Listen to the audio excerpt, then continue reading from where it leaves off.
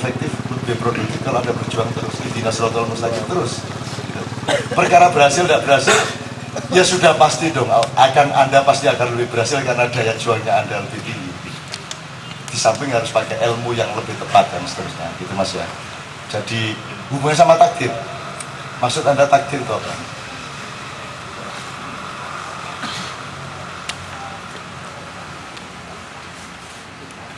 Oh enggak, kerja keras Mas, kerja keras.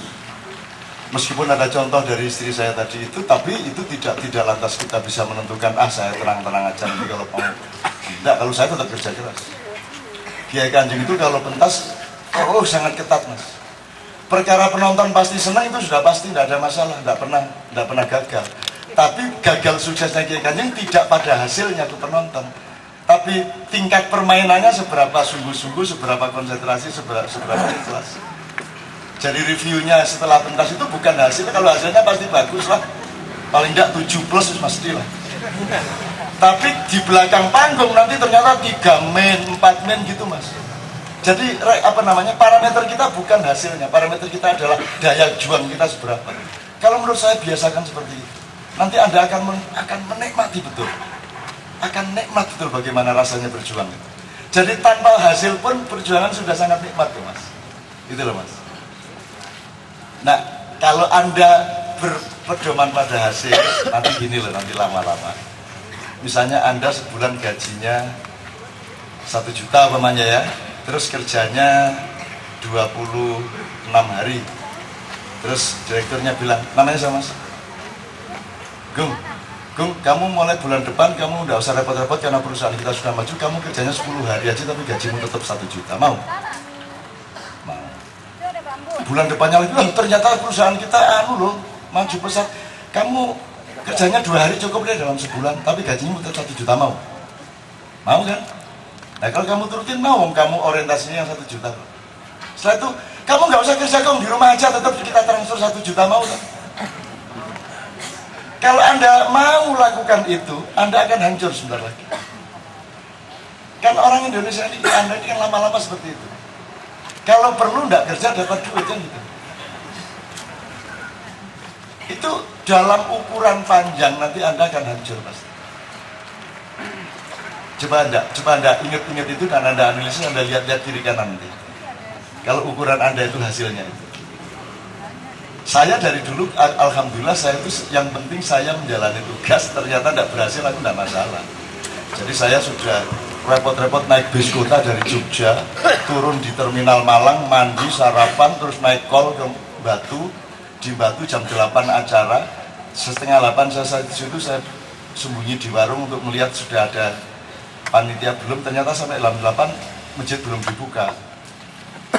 Setengah 9 tidak ada orang, jam 9 tidak ada orang, ternyata acaranya batal, nggak ngasih tahu saya.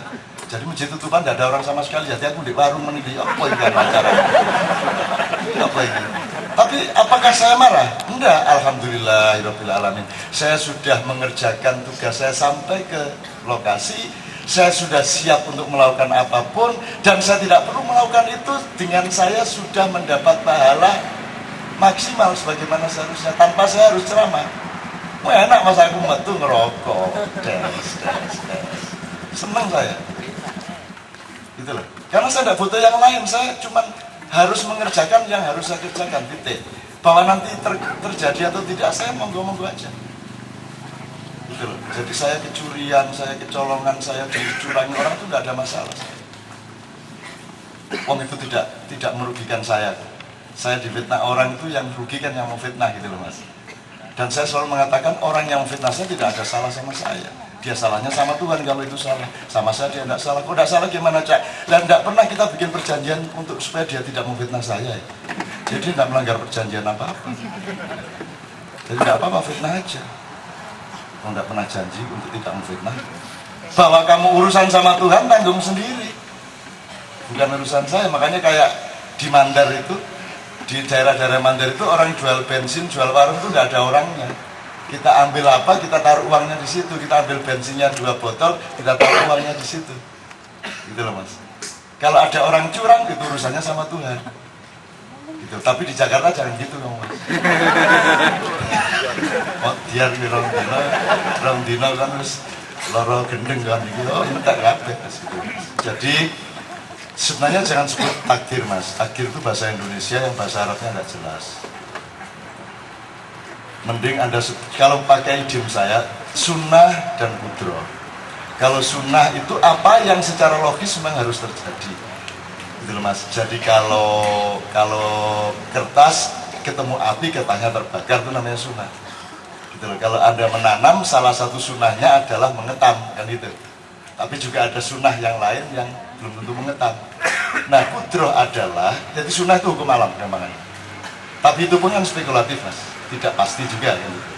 Nah, kudro adalah hak prerogatif Allah untuk merubah sesuatu pada diri Anda.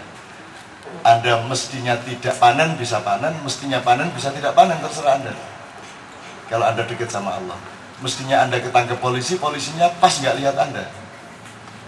Gitu loh. Saya pernah masuk gabungan itu, polisi sak jalan itu udah, siapa aja lewat nggak ada selah.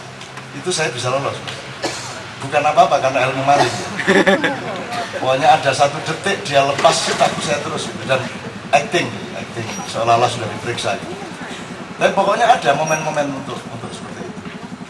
Nah, kudroh itu adalah semacam kolusi Anda sama Allah.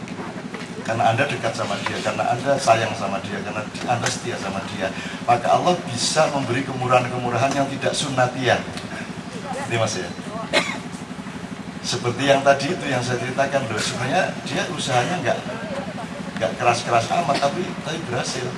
Rupanya terletak pada kualitas cintanya dia, kesungguhan dia di dalam. Karena ada orang Mas, cuma modal 10 juta 3 tahun dia udah punya miliaran Mas. Ada yang dikasih modal 100 juta 3 tahun punya utang 500 juta ya ada. Jadi tinggal apa namanya, parameter-parameter di dalam perdagangan dan muatan-muatan niatnya. Kalau saya sih memang untuk Indonesia segala macam ini saya sangat mengharapkan kudrohnya Allah. Karena kalau pakai sunnah Mas, ini kan akan hancur Mas. Nah, kudroh Allah itu misalnya begini. Aku tidak akan memberi azab kepada siapapun yang engkau ada bersamanya, kata Allah. Engkau itu maksudnya Muhammad. Pokoknya kalau ada Muhammad di sini, Allah nggak ngadab. Nah, caranya menghadirkan Muhammad kan misalnya memanggil namanya, bersolawat, maka Muhammad ada di situ. Maka kalau ada Muhammad di situ, Allah tidak mengadab Anda. Itu kan kudro Mas. Kalau sunnahnya ya, kalau salah ya dihukum kan gitu. Tapi kalau Anda menghadirkan Muhammad, Anda bisa tidak dihukum. Karena ada keseimbangan antara cinta dengan kesalahan. Memang begitu. Makanya ada solawat. Solawat itu gunanya untuk syafaat. Syafaat itu adalah hak prerogatif Allah tadi untuk membuat kudroh pada Anda. Itu Mas. Jadi kesimpulannya menurut saya tetap kerja keras Mas. Tapi setiap kerja keras Anda harus produktif horizontal, harus produktif vertikal. Jadi jangan produktif dunia tanpa produktif akhirat. Makanya di Kenduri Cinta ini pun kita mengasyiki dunia, kita mencerdasi dunia, tapi juga tetap dengan dialektika vertikal. Itu yang Mas ya. Terakhir siapa Mas? Atau sudah? Ada satu lagi? Oh masih lagi Mas. Oke, maju kalau gitu. Yang sudah saya jawab semua, Ron? Ada satu lagi yang belum saya jawab. Oh, mutakabir tadi ya. Ini bisa bikin teman-teman keliru kalau tidak dijelaskan. Apa sudah saya jelaskan dulu ya? Yes, Assalamualaikum warahmatullahi wabarakatuh. Kak Nun, saya malam ini hanya ingin curhat saja ya.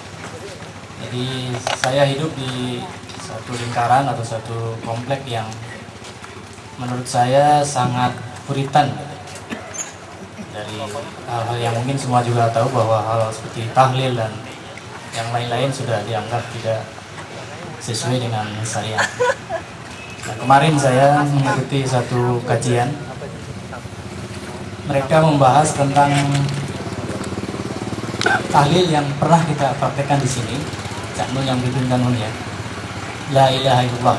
Kemudian hu gitu, kata tahu itu. Jadi, menurut dia suatu zikir itu tidak dianggap benar ketika tidak melafadzkan suatu lafaz yang lengkap. Jadi hu ini tidak mesti lengkap, maka itu tidak sesuai dengan syariat dan tuntunan Rasulullah. Nah, mungkin Canun bisa membantu saya untuk Ya kasihan orang bisu mas, ya nggak bisa dikit ya. Nggak bisu terus gue kayak iso mas. Es nggak masuk itu nggak diterima. Yang masuk Tuhan pelit kayak gitu mas, kan juga bukan hunya dong yang kita tangkap. Yang kita lantunkan ke Allah bukan hunya, tapi apa maksud hatinya kan gitu kan. Kalau mulut kan tidak diukur-ukur amat. Innallaha la yanzuru ila ajsamikum, termasuk ila lisanikum, walakinnallaha yanzuru ila qulubikum kan gitu mas. Tapi tidak usah berbantah sama mereka, bilang iya gitu. Nanti saya akan ungkapkan gitu. Tidak usah rame-rame. Tapi Anda sendiri di dalam diri Anda harus punya keyakinan dan pemahaman yang luas bahwa luang zikir itu tidak pakai kata ya wis ya boleh, tidak ada masalah. Kenapa harus kata yang lengkap segala macam? Lah nek pelat barang ya apa mas? Allah kayak so Allah kayak mas. Allah. Wah.